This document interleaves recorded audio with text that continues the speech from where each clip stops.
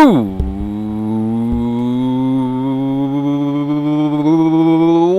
up, everybody? My name is OMG, WTF, LOL, FTW, BRB, and welcome back to more Total Extreme Wrestling 2016, not 2020. We are back with the Invasion Series Season 2, the brand era, and we are in Week 3 of June 2002, building our way up to the SummerSlam pay-per-view, which is a Raw exclusive pay-per-view, but we are not at Raw tonight. We are at Friday Night Nitro. It is Tuesday, and it's time for Nitro, the other brand, of course, the WCW brand, even though it doesn't go by WCW, but I am just rambling now, so,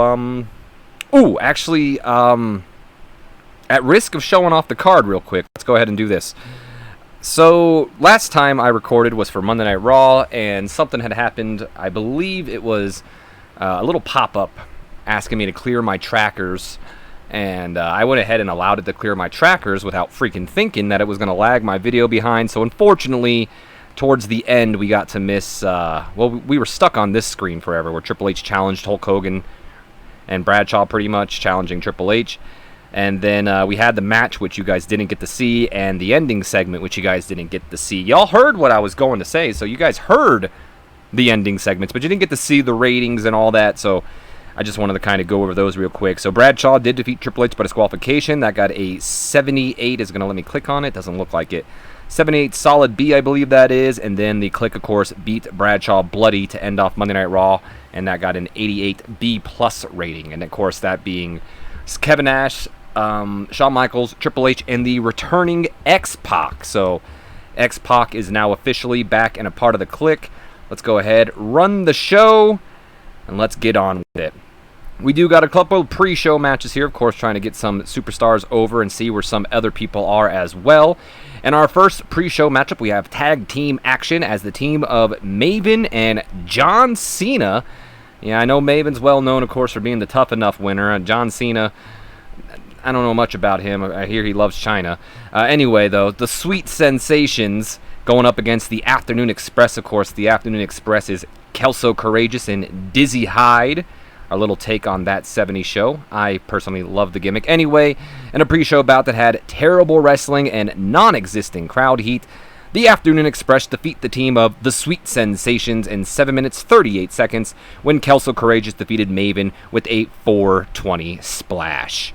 Of course, Maven was the weak link, struggling to keep up with everyone else's in-ring performance, so I guess that's good. That's a good sign for John China here. Maven with an in-ring performance of a 17, John China with a 36, Dizzy Hyde with a 50, outperforming Kelso Courageous by 1 point with a 49. No worker improvements, and since it's not going to say it here, Lizzie Valentine, honestly, no joking aside here, not really too sure who Lizzie Valentine is, but she is dating John China in this game, so I went ahead and made her John China's manager for the night to see maybe if they had good chemistry. Yeah, you know, just kind of trying to test the waters. Doesn't look like she did much to help the match at all. Moving on, we got a match for Ron Waterman that's going to be taking place on Sunday Night Heat this week, so trying to get him a little bit of momentum as we have a 26 solid E rating matchup and an abysmal pre-show match. Ron Waterman defeats Tommy Trouble, one of the local talents here in California, in 1 minute 25 seconds by stoppage after Tommy Trouble could not continue. So Ron Waterman beat him bad. Tommy Trouble, of course, this is his first match ever. He's in his rookie year, so an in-ring performance of an 8. It's about average. Ron Waterman with a 34 in-ring performance. Tommy Trouble improving in his performance. Good on him. And finally, our main event of the pre-show. I just wanted to test AJ Styles, see exactly how good and where he is at. And I'd like to say that, you know, if AJ had a little bit more popularity on him, this could have been a crazy good match. 65 solid C rating, and a pre-show bout that had subpar wrestling and non-existent crowd heat. Eddie Guerrero defeats AJ Styles in 12 minutes 33 seconds with the frog splash. AJ Styles had an in-ring performance of a 37, Eddie Guerrero with a 75. Now, are there plans to bring up AJ? Kind of. Not anytime soon, but I would like AJ to kind of take over the Cruiserweight division at one point and maybe have him and Rey Mysterio have an incredible matchup. That's something I definitely want to plan to do, but I'm going to wait it off as I'm trying to build up the rest of the Cruiserweight division instead of just, I'm already having problems with Elix Skipper trying to get him over, so... Not that it's, problems with Elix Skipper. It's more just that I don't book him. But anyway, Eddie Guerrero is improving in his performance skills, so good on Eddie. Anyway, let's move on to our next segment, officially starting Friday Night Nitro. We open up with a 99 A-star rating. The Rock's music hits to open up Nitro, as the Great One makes his way down to the ring. And once The Rock is in the ring, and done posing for the fans, he asks for a mic and, of course, receives. I'm going to go ahead and tap the mic just to warm you guys here, but he taps the mic, makes sure it's on. Finally, The Rock has come back to California.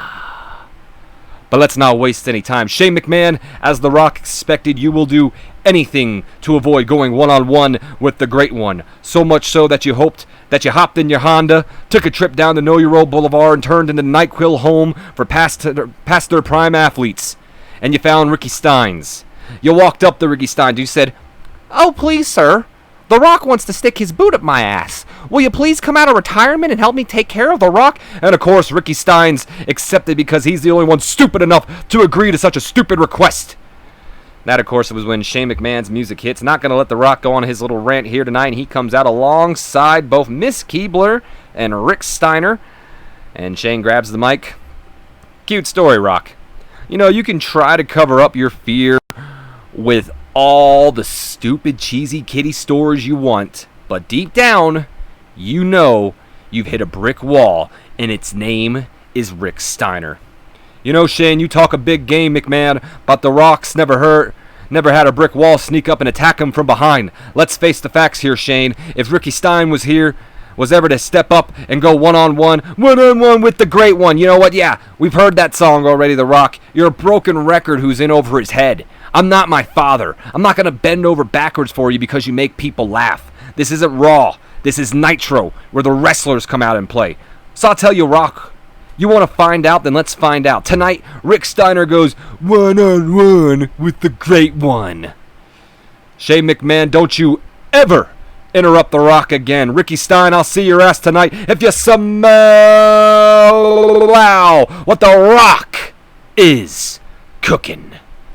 Alright, so just a little quick segment to kind of set up for a match we'll see later on tonight. It'll be Rick Steiner versus The Rock. And I forgot to add that in there, but it is going to be a street fight between Rick Steiner and The Rock. So I didn't include that in their promo, but let's just imagine Shane McMahon said, Rick Steiner goes one-on-one with the Great One tonight, and let's spice it up a little bit, Rock. Why don't we make it a street fight, and then Rock, of course, agrees. But nonetheless, that sets up for our semi-main event tonight, as we have one more main event tonight. But before we get to that, we do have a couple of things from Monday Night Raw, some emails. So, Mark Jindrak sent us an email, said, Kaz Hayashi is pretty good in the ring, and we should push him. Goldberg and Kevin Nash both agree that Tajiri doesn't connect with the fans and that we should probably write him off. And Rhino says X-Pac doesn't connect with the fans and that we should write him off. All right. Anyway, The Rock improvised well throughout the segment. Of course, Stevie Ray was pretty weak. This did get the show off to a strong start. Crowd was hot. Rock was fantastic. All in all, great angle, even though it was a short angle. Got the message across. 78 solid B rating, as tonight we also will see in our main event, the number one contendership is on the line, as it'll be Booker T versus Ric Flair. Winner will face Scott Steiner for the World Heavyweight Championship. And speaking of that match, we do have a quick little promo package here from Booker T, as we got his words on his match against Ric Flair here tonight. Rick, it's nothing personal, but don't expect me to hold back tonight, because I'm not gonna. As far as I'm concerned, you're the one person standing between me and that punk-ass Scott Steiner. You're the one person standing between me and becoming the five-time World Heavyweight Champion. At the moment, he's only 4-time. Rick, it's nothing personal, but tonight, I'm gonna whoop your ass, old man. 78 solid B rating for that promo there from Booker T, as he is well, determined here tonight as he wants to get to Scott Steiner, and there's only one man standing between him, and that's the Nature Boy. And right now, let's take a little bit of a recap, as coming up next, the High Rollers will be in action. 66C+ rating, as we had a quick little recap video of the High Rollers beating down on Sting and Diamond Dallas Page after their tag team match from last week. After they lost, they took it upon themselves to beat down on the Legends. We then go to a 74 B- rating, as Sexy Sean Casey and Dangerous Cody Hawk are already in the ring when the High Rollers music hits and out they come. Once in the ring, of course, a smug, Easy Money takes to the mic. You're looking at the two men who took out two of the most legendary superstars in WCW history. Of course, I'm talking about Sting and DDP. And then we show up tonight and we find out that we're taking on Sexy Sean Casey and Dangerous Cody Hawk. Boys, if I was a gambling man, and I am, I would take a walk to the back. But, judging by the look on Mr. Hawk's eyes there, you two mean business. So if it's business you want to do, then lucky for you, the High Rollers are all business. And we get set for our opening match here. It is tag team action. Easy Money and Reno, the High Rollers, going up against Sexy Sean Casey and Dangerous Cody Hawk. And we get ourselves a 36D- rating for the matchup. And an abysmal match. The High Rollers defeat Sean Casey and Cody Hawk in 4 minutes 9 seconds when Easy Money defeats Cody Hawk with a pinfall. With what move? This match did cool the crowd a little bit, unfortunately. Cody Hawk with an in-ring performance of a 20, outperforming his partner Sean Casey by 5 points, who had a 15. Reno with a 47, Easy Money with a 49. No worker improvements here. As we move on to our next segment, 70C+ rating, as we go backstage to Charmel, who is interviewing Los Guerreros. I'm backstage with both Eddie Guerrero and Chavo Guerrero, and tonight, Chavo, you've got an opportunity to earn the #1 contendership for the Cruiserweight Championship in a fatal four-way involving Jerry Lynn, Billy Kidman, and Dean Malinko. You know, that's right, Charmel. Weeks ago, I challenged Rey Mysterio for the Cruiserweight Championship, and we went the distance. And who knows, if it wasn't for that giant, I could be Cruiserweight Champion right now. Could? No, you gotta listen to me, Chavo. You would be Cruiserweight Champ. You know, it's my fault Giant got himself involved in the first place. But we've taken care of Tonto Gigante. He's so embarrassed he hasn't shown his face since Starrcade. You gotta have more confidence, nephew. You gotta go out there and steal the show and walk out with your head held high as the new #1 contender. You know, you're right, Uncle Eddie. We're warriors, and warriors fight until the end. There you go. Now go kick some ass, warrior. Do I have another thing here? I feel like I do. Even though it doesn't show him in here, I do. So I made a mistake here. Someone is off screen, and they should have been on screen, but we'll work with it.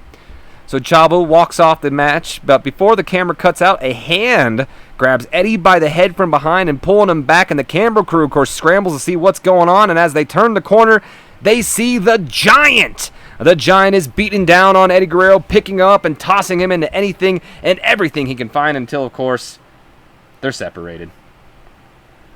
But, unfortunately, I left the Giant off screen, so let's work around that. Let's rearrange this. Let's just imagine that maybe the hand grabs Eddie Guerrero, and instead of the camera crew struggling and seeing it, maybe they don't get there in time, and Latino Heat is missing.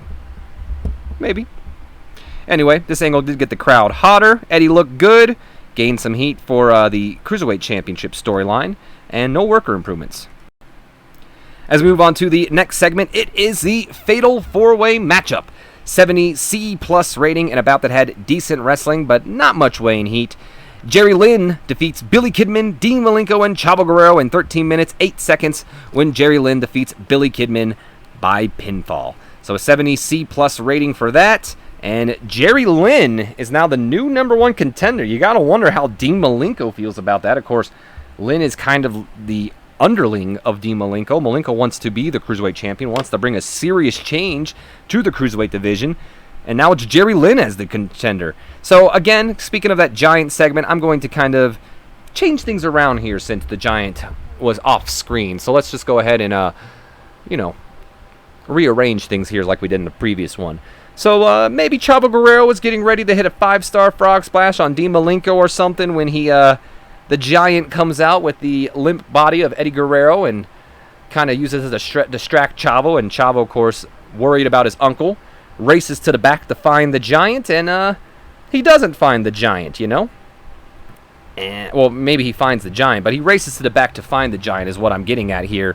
And that little bit of distraction allows Jerry Lynn to get Billy Kidman to lose. Maybe Billy Kidman also setting up for a shooting star press on Dean Malinko, hits it. And as he hits it, Jerry Lynn picks him up for, I guess he doesn't have a finisher. So whatever the hell Jerry Lynn's finisher, he picks him up for a brain buster or some shit. And 1, 2, 3, Jerry Lynn is now the #1 contender. And since we are on the role of rearranging things, let's just imagine as well that maybe during the commercial break segment airs, since I didn't book it, and we get a little bit of a brawl between Chavo and the Giant, which, well, of course, leads to the Giant standing tall over Chavo as well. So a little bit of mistakes put in there, but let's just go ahead and pretend it's in there because I'm not going in and changing stuff here. Nonetheless, the match itself's got a 70 C+ rating. Billy Kidman with an in-ring performance of a 62. Jerry Lynn, the weakest of the match, but he's also the least popular of the match, so he had an in-ring performance of a 53. Dean Malinko with a 62, and Chavo pulling out a freaking 70, proving that he's not one to underestimate. Let's just make sure we're still recording here. We are. Just had a double check. Billy Kidman's improving in his rumble, and Jerry Lynn improving in his flying. Moving on, we have a quick little freestyle segment here as Dean Malinko and Jerry Lynn have a bit of a stare down as Malinko is none too happy that Jerry Lynn is now the #1 contender and he's not. 89 solid A rating here as we send it back to Charmel once again, who is with The Rock. Ladies and gentlemen, The Rock. Rock, tonight, shh. Do you hear the people chanting The Rock's name? Tonight, The Rock goes one-on-one with Rick Steiner, and all jokes aside, Rick Steiner was one bad mother trucker back in the day. But in today's age, Ricky, you're just not on the level of the great one. Father Time is catching up to you, and it doesn't help matters when you step up to the pie-eating, eyebrow-raising, smackdown-laying people's champ, The Rock! And once The Rock goes out there and whoops that candy ass, Shane McMahon ain't nothing gonna be stopping me from whooping that ass too. If you smell! But before The Rock can finish his catchphrase, that's when Rick Steiner jumps The Rock from behind, and we get a little bit of a fight here, a brawl backstage as Rick Steiner and The Rock figure, why wait for the match? Let's do it now! And of course, even though the Great One is trying to fight back, it's the World Heavyweight Champion, Scott Steiner's involvement, that puts the numbers against him as he shows up and helps his brother Rick Steiner beat down on The Rock. And of course, when I say beat down, they beat down on The Rock because it leads to them having to be chased off by road agents and paramedics, and it's not looking good for The Rock. And again, I'm not going to lie, I didn't include this segment in here either. Not that it matters because I don't really do a lot with the announcement team, but I'd like to imagine that the announcers reveal that we're not going to see Rock versus Rick Steiner here tonight. The Rock's been taken to the local medical facility, and it's not looking good for the Great One. Anyway, Rick Steiner's getting better at his gimmick. Of course, Stevie Ray and Mike Tenay were pretty weak. Only one good here with 34, baby. Angle did get the crowd hot. Rock was a real star in this segment. Scott Steiner was good. Great stuff. So we move on to our next segment, 75 B- rating, as we see Hugh Morris walking towards the entryway. He gave Canyon 1 week. It's been 1 week. Will we see it? 82 solid B rating, as during the break, Charmel managed to get a interview with Scott and Rick Steiner before they headed out, because it looks like both Scott and Rick Steiner are leaving the arena here. But let's go ahead and show you that footage right now. Excuse me, Scott, Rick, could I get a few words before you head out? Sure, Toots. What do you want to know? Well, for starters, what was with that attack on The Rock? Rick Steiner laughs in the background as Scott Steiner continues. That's what we call insurance. Insurance that The Rock is out of our hair once and for all. The Great One here thinks he runs the show, so we tell him what he wants to hear, and then we take him off the show. Anything else? Okay, well, with Ric Flair and Booker T battling tonight to find out who will be the new #1 contender for your championship, who are you rooting for? What about it? I jumped the gun there. Well, who would you rather face? I could give you the simple answer here, Toots, and say, I don't care. But honestly, I do care. I want Book to win. You want to know why I want Booker T to win? Because I want to be the one who beats the living hell out of him. Now, if you don't mind, we've got places to be. Scott Steiner and Rick Steiner get in the car. They drive off, leaving Sharmell here, and the World Heavyweight Champion and his brother have left the arena. We move on to our next segment here as Hugh Morris's music hits, and out comes the former tag team champion. Once in the ring, of course, he asks and receives the microphone. It was only a week ago I was out here wondering where my tag team partner was. It was only a week ago I gave Chris Kanyon the choice. I said you got 1 week. Only a week to show up and give me an answer. Yes or no. Simple as that. And here we are, a week later. Still no Kanyon. Still no answer. Still nothing. So I think it's clear Chris Kanyon. I think it's clear that Chris Kanyon, much like everyone else, thinks I'm a joke. And you know what? That's fine. Let Chris Kanyon think I'm a joke, because while he sits at home sulking at what could have been, I'll be out here busting my ass, proving everyone wrong. I'm tired of waiting for someone who obviously would bail on me the second things don't go his way. That's when Spike Dudley's music interrupts, and out comes the youngest Dudley member. He goes, "You're tired of waiting?" No. I'm tired of waiting, Hugh. I'm tired of waiting in the back, hoping I got the call to come out here and do my job. I'm tired of waiting for an opportunity, and I'm also tired of hearing you bitch and complain week after week while I warm the seats. You're tired, Spike? I'm tired too. So why don't we kill two birds with one stone? Let's give you the opportunity to get off that chair, and let's give me the opportunity to show that I'm no joke. And that's when Hugh tosses the mic behind him and goes right after Spike, because I presume Spike entered the ring here. And we get a little bit of an impromptu matchup between Hugh Morris and Spike Dudley. Spike, of course, underperformed. That's a bit unfortunate for him. Still managed to get a 73 B-, though. Good stuff. We move on to said matchup between Spike and B. I almost said Spike and B. Dudley. 59 solid C rating here, and an extremely short matchup. Hugh Morris defeats Spike Dudley in 2 minutes 40 seconds, not 47 seconds, with a powerbomb. So Hugh Morris making quick work of Spike here tonight. 74 in-ring performance for Hugh, 52 for Spike. And Spike is just one of those unfortunate guys that I can't think of what I want to do with him, unfortunate. A part of me thinks I might want to do that whole boss gimmick that he had back in the day when he was Cruiserweight Champion, but there's no one for him to be the boss of, so maybe he just is the boss in general. I don't know. Maybe he'll have Sasha Banks' gimmick. Anyway, 87 B+ rating as we are back from our commercial break. And we are backstage as we see Chris Jericho and Christian. They are approaching the general manager's office. I'm not exactly sure why. They knock on it, but instead of Shane McMahon coming out comes Stacy Keibler. Oh, well, hello, Stacy. Not who I was looking for.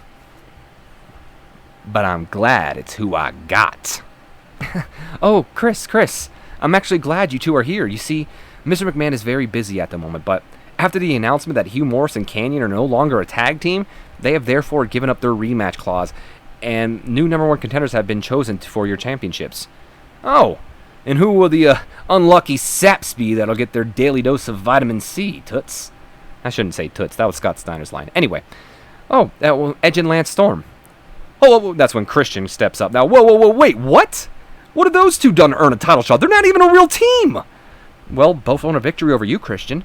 And we've seen odd couples come together before. And that's when Hugh Morris just so happens to walk by when Christian grabs him. Hey, Hugh, did you hear what Stacy just said? You gotta find Kanyon, man. You're giving up an opportunity of a lifetime here. You could be the 3-time tag team champions. You gotta give Kanyon another call. Look, I think Kanyon has made it pretty clear that we're no longer a team. Well, actually, Hugh, if you do hear from Kanyon, unfortunately, I can't grant you your rematch anymore, but what I can do is hold a number one contendership match for next week. If Kanyon does show up, it'll be Kanyon and Hugh Morris versus Edge and Lance Storm, and the winner will challenge for the World Tag Team Championships. And Stacy walks back in the office. Hugh Morris probably just walks off like, yeah, whatever.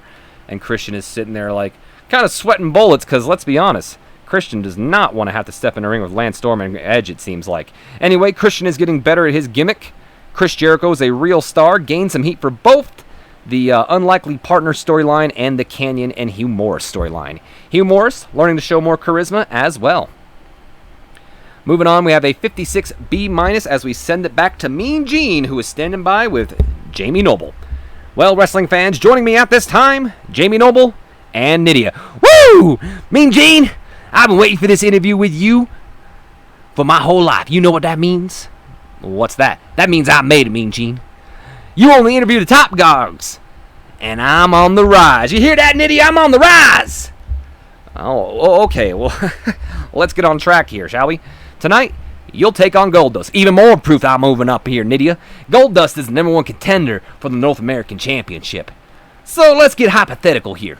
Let's say I beat him tonight, right? And he beats Mr. Regal for the belt. That means, Mean Gene, that I'm the new #1 contender for the North American Championship. You hear that, Nydia? Well, that's a strong possibility, but what about Grandmaster Sexy? What about him? He's got nothing to do with this.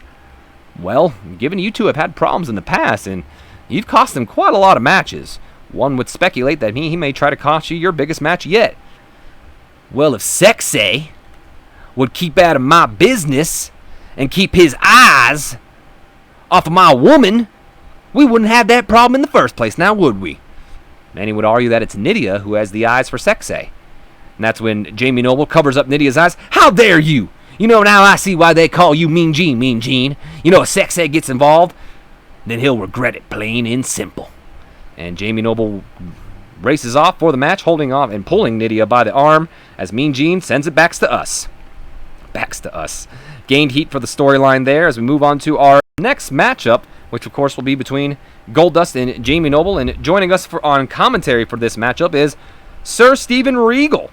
65 solid C rating for the matchup. In a poor match, Goldust defeats Jamie Noble in 13 minutes 16 seconds with a flying lariat after a distraction from Grandmaster Sexay. So I'd like to imagine that Sexay, of course, coming down, and Nydia, of course, being a little infatuated with him, but Sexay wanting nothing to do with Nydia and everything to do with Jamie Noble. Noble, of course, maybe talking some trash to Sexay, like, you better get out of here, I'm going to beat your ass kind of thing. Turns around, gets the lariat from Goldust. 1, 2, 3. The Golden Warrior gets the victory. 65 solid C rating. Goldust had an in-ring performance of a 64. Jamie Noble with a 52. Lost heat for the Regal Goldust storyline, but gained heat for the Jamie Noble Grandmaster Sexay storyline. What do we got here? Not yet. No worker improvements on this one. And as we move on to our next segment here, we get a 63 solid C rating here. Just a little bit of a freestyle segment between I guess 5 men here, or 5. Nydia's not a man. 4 men, 1 woman. But anyway, I'd like to imagine here Regal getting off the commentary table right away, going after Goldust. This, of course, leads to Sexay wanting to jump in and help. He's the good guy, so he's got to help out the good guy. And that, of course, leads to Jamie Noble going after Sexay as well. We get a little bit of a tag team brawl here. It's Goldust and Grandmaster Sexay battle Sir Steven Regal and Jamie Noble, eventually leading to Regal and Jamie Noble having to retreat. Gain more heat for the Jamie Noble Grandmaster Sexay storyline. You love to see it. So we move on to our next segment here. We get a 79 solid B rating, much like, I should say, Booker T from earlier tonight. We got Ric Flair's words on his match against Booker T here tonight. Woo! Tonight is the night! Booker, you're one hell of a competitor, but tonight is not going to be enough. The Nature Boy is styling and profiling his way back to the top, baby. You know, I got a taste of old Scotty Steiner, and he took the easy way out. But Scotty, I heard what you had to say. I heard you're rooting for Booker, and you may blame your past problems, but you and I both know the real reason you want Book to win is because you know, and I know, you can't beat me. And Book, like you said earlier, it's nothing personal, but tonight, you step in the ring with the man, and to be the man, you've got to beat the man. And sucker, you just ain't the man. Woo! I see you out there! Lost a little bit of a heat for the storyline, but that's okay. As we move on to our next segment here, we're getting ready for our main event. But before we can get ready for that, Shane McMahon comes out, and he kicks Stevie Ray off commentary, saying, "Get out of here, you're done for the night." And he joins commentary for our main event. All right, main event time, 84B plus rating, and a superb match. Booker T defeats Ric Flair in 18 minutes, 25 seconds with the scissor kick.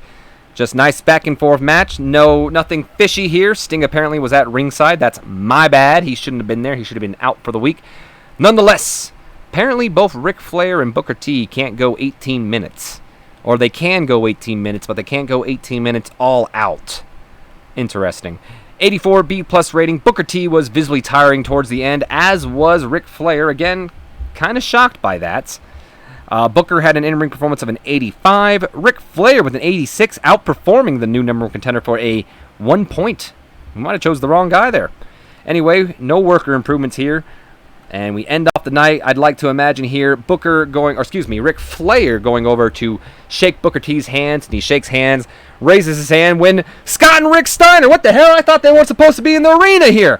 The World Heavyweight Champion and his brother Rick Steiner jump Booker T and Ric Flair, and they beat down on the number one contender and the Nature Boy, standing tall over the two men as they end off Nitro with Rick Steiner, Scott Steiner, Shane McMahon, and Stacy Keibler all standing tall to end off the show. So, yeah, you know what, if I'm being honest, it's not the best Nitro show, but it was the needed Nitro show. You needed to, prolong the story a little bit, get it going. We do have a new number one contender.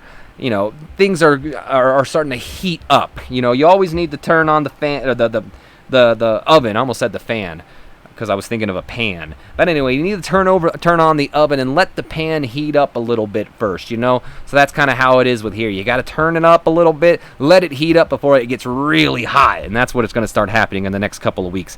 Mike Tenay was pretty weak at the announce table. Surprise! Oh, Shane McMahon wasn't on announcing. That's why. Booker T came across well. Scott was good. Shane McMahon was good. Stacy Keibler was fantastic.